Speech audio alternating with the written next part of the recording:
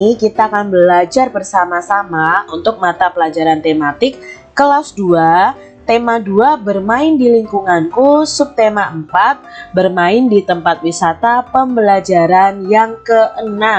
Mari kita belajar dengan penuh semangat.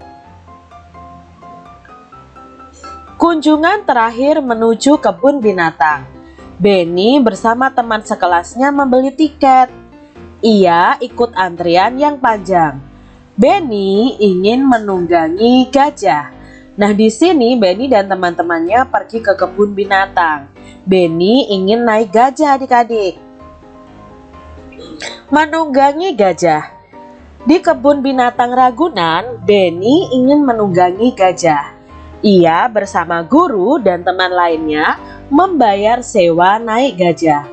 Mereka dipandu oleh pemandu di kebun binatang, khususnya yang bertugas mengurus gajah. Benny berhati-hati menaiki gajah. Langkah menaiki gajah yaitu siapkan gajah dalam posisi kaki menekuk. Gajah akan menekukkan kakinya setelah mendengarkan aba-aba dari pemandu. Pemandu pertama kali menaiki gajah. Penumpangnya akan dibantu menaiki gajah oleh pemandu lainnya. Setelah kaki gajah ditekuk, penumpang langsung menaikinya. Gajah akan berdiri setelah diberi aba-aba oleh pemandu. Caranya dengan menepuk kaki pemandu itu sendiri ke badan gajah. Gajah mengangkat kakinya tanpa merundukkan badan. Setelah berdiri, pemandu kembali menepuk kakinya dan gajah mulai berjalan. Saat berjalan akan terasa sedikit oleng, tetapi lama-kelamaan akan terbiasa. Nah, ini adalah cerita Benny yang menunggangi gajah dan langkah-langkah bagaimana menaiki gajah. Pernahkah adik-adik pergi ke kebun binatang? Atau pernahkah kalian menunggangi gajah, adik-adik? Bagaimana rasanya ketika kalian yang sudah pernah menaiki gajah? Apakah kalian merasa takut? Atau kalian merasa senang, adik-adik? Nah, Kak Citra berharap kalian merasa senang ya bisa menunggangi gajah. Kita akan belajar mengetahui makna kata dari bacaan tadi. Nah, dalam bacaan tadi ada beberapa kata yang akan kita ketahui maknanya dan ada beberapa kata lain yang di luar dari bacaan tadi.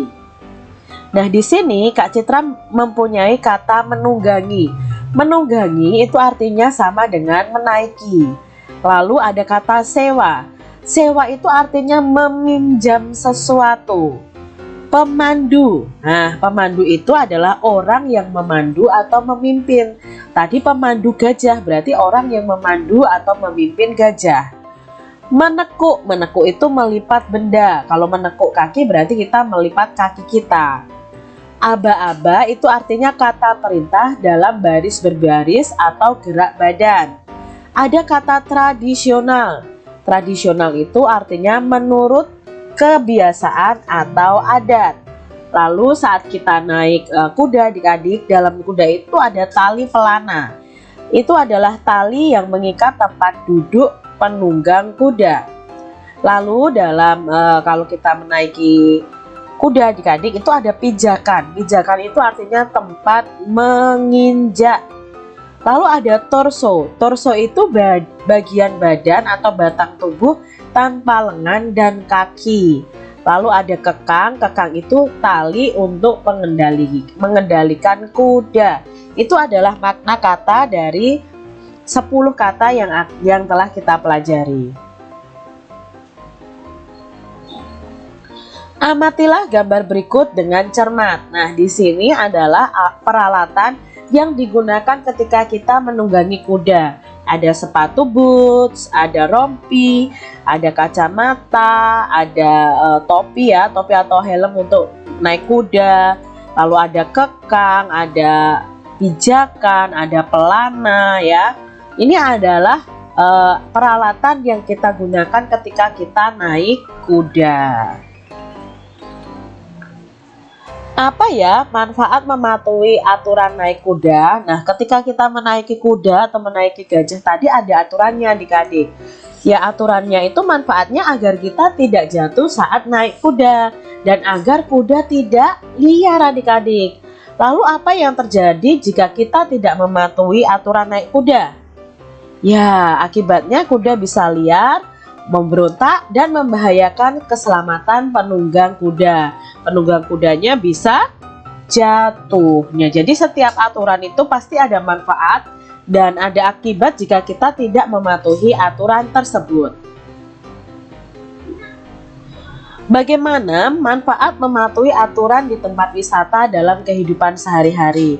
Otomatis manfaatnya jika kita mematuhi aturan di tempat wisata, kita akan merasa nyaman adik-adik.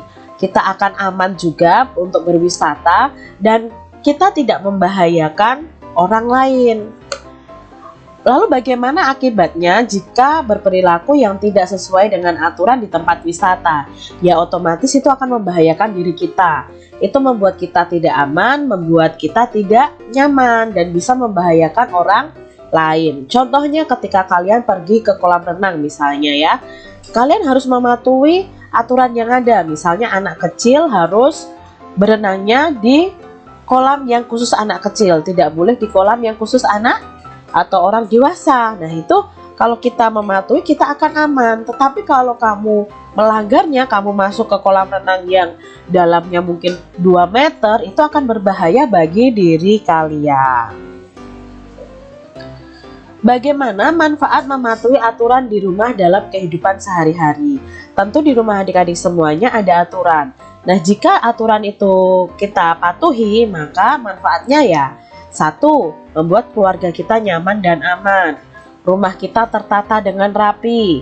Rumah kita akan teratur adik-adik. Kehidupan kita juga akan teratur dan disiplin. Itu adalah manfaat mematuhi aturan di rumah.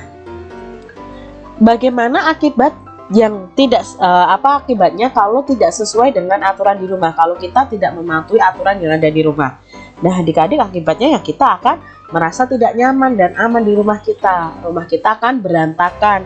Rumah kita tidak menjadi teratur. Itu akibat kalau di rumah kita sendiri kita tidak mematuhi aturan yang ada. Beni, coba lihat.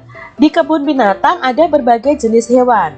Banyaknya kijang di kebun binatang ada 48 ekor. Kandang kijang ada 4. Setiap kandang berisi kijang yang sama banyak. Berapa ya banyak kijang di setiap kandang? Tanya Udin. Lalu Beni menjawab, banyak kijang di setiap kandang dapat diketahui dengan membagi bilangan 48 dengan bilangan 4, yaitu 48 dibagi 4 sama dengan 12. Jadi dapat diketahui bahwa banyak kijang di setiap kandang ada 12 ekor. Nah, kita sudah belajar di pembelajaran sebelumnya tentang pembagian. Pembagian itu bisa dicari jawabannya dengan pengurangan berulang sampai hasil akhirnya adalah 0. Nah, sekarang Kak Citra punya soal pembagian, 2 kali pembagian ini.